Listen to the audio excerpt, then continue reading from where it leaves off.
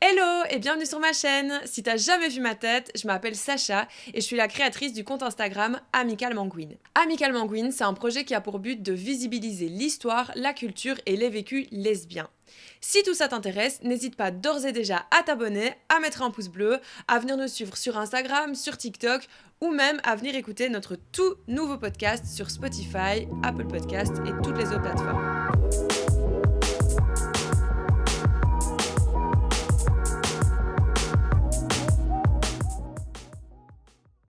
Alors avant de commencer cette vidéo, j'aimerais faire un trigger warning. En effet, dans l'histoire que je vais raconter, il y aura plusieurs mentions d'agressions sexuelles sur mineurs. Alors ne t'inquiète pas, ça me réjouit pas plus que toi, et c'est pour ça que j'ai décidé de faire une version extrêmement censurée. Je proposerai quand même des liens si jamais vous voulez en savoir plus, mais ici, en tout cas dans cette vidéo, on rentrera pas du tout dans les détails. Vous comprendrez très bien de quoi je parle quand j'en parle, mais il y aura aucune information en plus. Dans tous les cas, si les simples mentions de ce genre de choses vous trigger, je vous conseille de passer votre tour sur cette vidéo. Ne vous inquiétez pas, je reviens très vite avec des sujets plus légers et on se retrouvera à ce moment-là. Alors pour mettre un peu de contexte, il faut savoir qu'aux USA, entre le début des années 80 et le début des années 90, il y a eu une période très particulière qui s'est appelée la panique satanique. Donc la panique satanique, c'est une période d'hystérie complète où de nombreux Américains et Américaines pensaient qu'un culte satanique s'était infiltré dans les crèches et les écoles primaires pour abuser des enfants. Le but de ce culte aurait été en fait d'abuser de ces enfants pour que plus tard ils intègrent le culte. Ça paraît complètement fou, mais à ce moment-là, cette croyance était vraiment installée dans les services de protection de l'enfance, dans la police, dans la justice. Tout le monde y croyait. Et bizarrement, la quasi-totalité des personnes qui étaient accusées de faire partie de ce culte satanique étaient des personnes homosexuelles ou suspectées d'être homosexuels. On les accusait sur base de pas grand chose, les procès n'étaient pas du tout justes et boum, on les envoyait en prison. Finalement, c'était un peu la chasse aux sorciers et aux sorcières de ces années-là. Et c'est juste après cette période bien particulière que se passe l'histoire dont je vais vous parler aujourd'hui, l'histoire du procès des 4 sorcières. Le procès de 4 femmes qu'on a appelées les San Antonio Four. Les San Antonio Four, c'est Anna, Cassie, Christy et Liz. 4 femmes qui vivent dans la ville de San Antonio, au sud-ouest de Salem, au Texas. Au moment de notre histoire, elles ont la vingtaine, sont ouvertement lesbiennes et bisexuelles, et puisque beaucoup de leurs familles les ont reniées ou qu'ils n'ont pas très bien accepté leur situation, elles sont tout le temps ensemble, principalement dans l'appartement de Liz. À ce moment-là, Anna et Cassie sont en couple et elles élèvent les 2 enfants que Cassie a eu d'une précédente relation. Liz et Christy, elles sont plus qu'amies, mais elles sont pas officiellement en couple non plus. Liz est également enceinte d'une ancienne relation, et donc au moment de notre histoire, on peut imaginer ça un petit peu comme une grande famille queer qui attend son petit dernier. Un autre personnage important dans cette histoire, c'est Javier Limón, l'ex-mari de la sœur de Liz. En 1994, alors que Liz est enceinte du coup depuis quelques mois, Javier n'arrête pas de lui faire des avances. Alors c'est pas quelque chose de tout à fait nouveau pour Liz, parce que Javier a toujours été déplacé avec elle, même quand il était marié avec sa sœur. Mais là, ça prend des proportions gigantesques. Javier lui envoie plein de lettres d'amour, il l'appelle à toute heure du jour et de la nuit, il lui met des rendez-vous, lui demande de garder des secrets, et il lui dit « Je veux t'épouser et élever ton enfant avec toi ». Sauf que Liz, ça l'intéresse pas du tout. Donc Liz, à ce moment-là, elle essaie de le repousser, mais elle est pas hyper sereine, elle a un peu peur de lui, il a fait un petit peu des magouilles dans le divorce avec sa sœur, etc. Et donc, elle est pas super à l'aise avec lui. Elle essaye de lui dire qu'elle veut pas de lui, elle essaie de lui faire comprendre, elle lui dit non, je veux pas me marier avec toi, etc.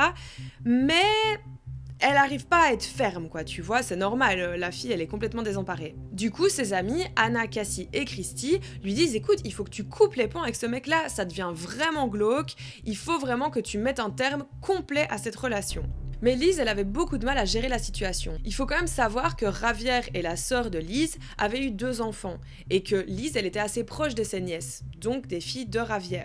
Donc c'était un petit peu compliqué pour elle de lui dire voilà, je coupe les ponts avec toi, d'autant plus que c'est Javier qui avait la garde des 2 filles, et donc si elle ne voit plus Javier, elle voit plus non plus ses nièces. Donc c'était un petit peu compliqué, Liz, elle était très famille, elle n'arrivait pas vraiment à se dire je coupe les ponts avec lui, elle se disait c'est bon, il va finir par me lâcher, ça va aller. Un jour, Ravière passe une énième fois chez Lise et lui demande pour qu'elle garde ses filles pendant une semaine. Tout le monde le déconseille à Lise, on lui dit écoute, t'es sûr que tu veux faire ça? Tu sais ce qui se passe pour l'instant avec Ravière, il vaut mieux faire attention. Mais Lise, elle dit écoutez, là j'en ai marre, certes Ravière il est complètement à la masse, mais moi c'est mes nièces, j'ai envie de les garder donc je les garde une semaine.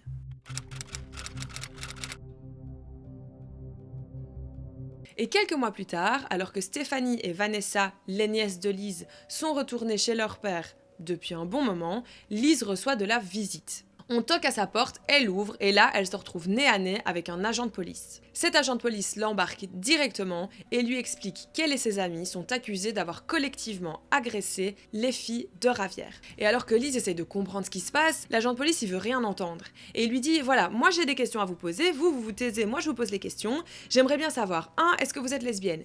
2. Est-ce que vos amies, elles étaient chez vous pendant que vos nièces étaient là? 3. Est-ce qu'elles sont lesbiennes elles aussi? Moi c'est ça que je veux savoir en fait. Qui a des relations avec qui? Comment ça se passe? Vous couchez ensemble? Vous êtes lesbienne? Et Lise, elle est là, elle comprend pas en fait. Elle aimerait comprendre et on n'arrête pas de lui poser des questions sur son orientation sexuelle. Elle tombe des nues, elle comprend rien. Et donc à partir de ce moment-là, c'est officiel, les 4 femmes sont accusées d'agression sur les 2 filles de Ravière.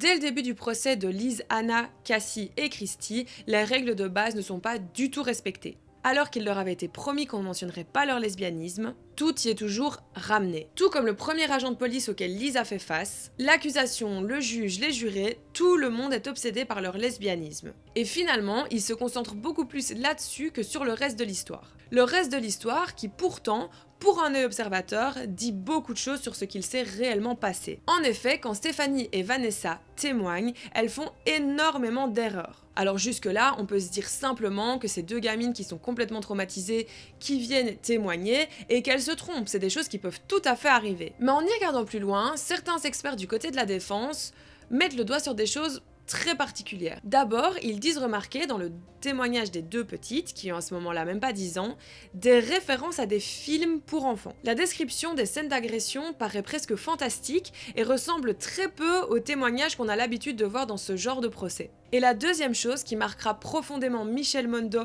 une journaliste texane qui a travaillé sur l'affaire, c'est que la façon dont les 2 petites racontent leur agression, en fait, il y a comme du male gaze. Et elle se dit mais c'est un petit peu bizarre parce que c'est censé être 2 gamines qui racontent une agression et là, la façon dont elles décrivent les actes lesbiens, etc. auxquels elles auraient assisté, on dirait que ça provient de l'imaginaire d'un homme hétéro qui n'a jamais vu explicitement comment se passent des actes lesbiens.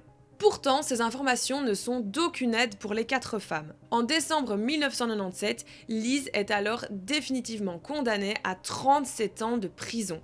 Et à peu près 1 an plus tard, c'est Anna, Cassie et Christy qui sont condamnées à 15 ans de prison, 5 ans pour agression sexuelle et 10 ans pour indécence.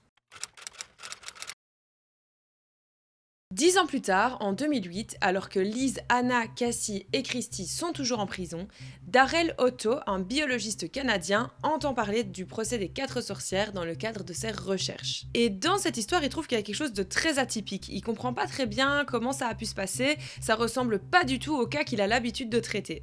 Du coup, il va contacter Lise en prison et il va lui dire voilà, écoutez, moi je travaille sur ce type de crime, est-ce que vous seriez d'accord de m'en dire un peu plus sur votre crime pour que je puisse étoffer un petit peu mon travail? Et Lise lui répond, elle lui dit écoutez, ça va être facile, ça va être très rapide, je n'ai absolument rien à vous dire parce que ça ne s'est jamais passé et que je ne comprends toujours pas pourquoi j'en suis là aujourd'hui. Au bout d'1 an à vraiment parler avec elle, faire des recherches, essayer de comprendre ce qui s'est passé, il en est persuadé, pour lui, Lise, Anna, Cassie et Christy sont totalement innocentes. Du coup, il publie un article dans un grand magazine américain pour essayer de faire entendre leur histoire à d'autres personnes. Et c'est grâce à cet article que l'Innocence Project of Texas décide de reprendre l'affaire du procès des 4 sorcières.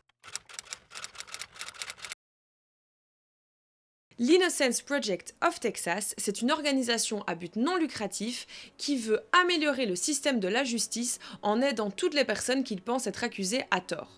Et c'est en 2010 qu'ils décident définitivement de s'occuper du cas de Lise, Anna, Cassie et Christy. Et en 2012, l'inattendu se produit. Stéphanie Limon, une des 2 filles de Ravière, avoue que sa version des faits n'était pas vraie. Elle raconte, alors qu'elle est filmée par l'équipe de l'Innocence Project of Texas, que ça n'est jamais arrivé et que son père et sa grand-mère lui ont mis à elle et sa sœur une énorme pression pour qu'elle raconte cette histoire. Ils l'ont apparemment menacée et lui ont dit que si elle ne suivait pas leur plan, elle serait battue et complètement éloignée de sa famille. Et à peine quelques mois plus tard, suite au témoignage de Stephanie et au travail de l'Innocence Project of Texas, Anna est libérée après avoir passé 15 ans en prison. Puis en 2013, c'est au tour de Cassie, Liz et Christy d'enfin pouvoir retrouver leur famille. Cassie retrouve les 2 enfants qu'elle avait laissés derrière elle, Liz retrouve son fils qu'elle a à peine pu connaître puisqu'elle a accouché et puis elle est partie en prison. Elles se retrouvent les unes les autres et là, c'est le soulagement pour les familles. Seulement voilà, même si elles ont été libérées, ça c'est déjà très bien, elles n'ont pas été exonérées. C'est-à-dire qu'on leur a dit ok, vous pouvez sortir parce qu'on sait plus très bien ce qu'on peut garder contre vous ou pas, mais ça veut pas dire qu'on a dit que vous étiez innocent. Et ça, dans des affaires comme celle-ci, c'est très important. Parce que du coup, lorsque Anna, Liz, Cassie et Christy sortent de prison, elles doivent quand même être enregistrées comme délinquantes. En 2015, elles retournent dans la salle d'audience, elles refont le procès. En réalité, c'est grâce au documentaire d'une journaliste texane, Deborah Esquancy, que les 4 femmes vont enfin être exonérées et donc véritablement libérées. Aujourd'hui, les 4 femmes essayent péniblement de rattraper le temps perdu avec leur famille. Elles sont de nouveau très proches. Et vous savez quoi? Liz et Christy, qui avaient tant de mal à mettre des mots sur leur relation il y a 15 ans, aujourd'hui, elles sont officiellement ensemble et elles sont trop mignonnes. Anna et Cassie, elles, sont restées de très bonnes amies et ont trouvé l'amour chacune de leur côté. Javier, lui, sans grande surprise, est totalement libre et continue ses manigances. Stephanie Limon, sa fille, celle qui a rétracté son témoignage, est comme par hasard dans une énorme bataille légale parce que une source inconnue a raconté qu'elle exposait ses enfants à des scènes violentes. Mais Stephanie n'est pas la seule potentielle victime de Javier aujourd'hui. En effet, après avoir été mariée avec la sœur de Liz, Javier a finalement trouvé quelqu'un. Une femme qui s'appelle Karina et dont le fils a, comme par magie, été accusé d'agression envers les 2 filles de Javier. Alors bon, en réalité, pour ces petites histoires-là, on ne sait pas ce qui est vrai, on ne sait pas ce qui est faux. Moi, j'ai pas étudié en long et en large, mais tout ça pour dire que Javier a quand même fait quelque chose d'horrible, de gravissime. Enfin, je peux même pas mettre des mots dessus à Liz, Anna, Cassie et Christy. Et il est possible qu'il continue de faire ces choses-là, et pourtant, il est complètement libre. Il n'a aucun problème avec la justice. Il est au top, le gars. Il a d'ailleurs toujours démenti avoir inventé quelque chose avec Stephanie et son autre fille Vanessa. Il a toujours dit qu'il les avait soutenus, qu'il avait été très choqué de leur témoignage et qu'il avait juste essayé de faire tout ce qu'il pouvait pour être le meilleur père pour ses 2 filles.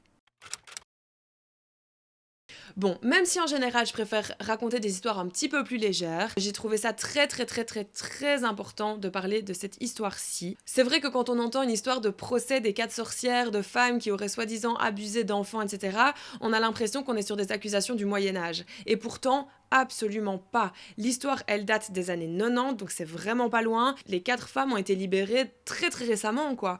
Donc à un moment donné, je pense qu'il est important de se rendre compte que dans la tête des gens, il y a encore d'énormes amalgames entre lesbianisme, homosexualité et perversion quelconque. Et à un moment donné, voilà, il faut que ça s'arrête. Il faut vraiment s'en rendre compte et arrêter ce type de biais, parce que clairement, il y a des vies qui sont complètement brisées à cause de ça. Il n'y a littéralement aucune corrélation entre l'homosexualité et les crimes comme celui dont ont été accusées les 4 femmes dont on a parlé aujourd'hui. Ça, il est vraiment important de l'entendre et de le retenir. Donc s'il y a quelques hétéros qui passent par là, s'il vous plaît, passez le mot à vos voisins. En tout cas, j'espère que ça vous a plu. Merci beaucoup d'avoir regardé cette vidéo. J'espère vraiment que ça n'a pas été trop compliqué à regarder. J'ai vraiment essayé de censurer le plus possible. Finalement, j'ai vraiment essayé de censurer au point où moi, j'aimerais que ce soit censuré quand je regarde. Donc j'espère que c'était ok pour vous. Si vous voulez en savoir plus, je vous laisserai des liens en description. Si vous ne voulez pas en savoir plus, eh ben, y a pas de problème. On se retrouve bientôt pour d'autres vidéos, pour d'autres posts sur Insta, pour d'autres podcasts, pour tout plein de trucs en rapport avec le lesbianisme, mon sujet de prédilection. N'oubliez pas, s'il vous plaît, de vous abonner à ma chaîne, de laisser un pouce bleu. Vous pouvez aussi laisser un petit commentaire. Franchement, ça me fait toujours hyper plaisir de les lire. Toujours, je me prends pour qui. Vous pouvez aussi venir me suivre sur Instagram, sur TikTok et venir écouter le podcast sur Spotify et les autres plateformes. Passez une bonne journée, une belle soirée, peu importe, et on se retrouve très bientôt. Bisous!